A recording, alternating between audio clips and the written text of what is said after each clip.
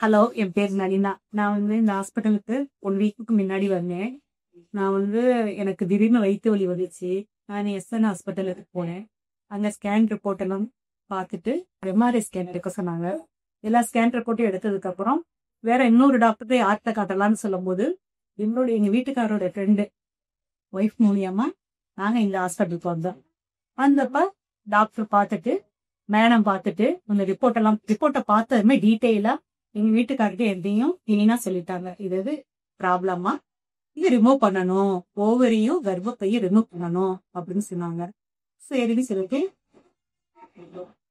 திருப்பி நாங்க 27 அன்னைக்கு அட்மிட் ஆகணும். அட்மிட் ஆகி 28 எனக்கு 12 o'clock ஆப்ரேஷன் பண்ணாங்க.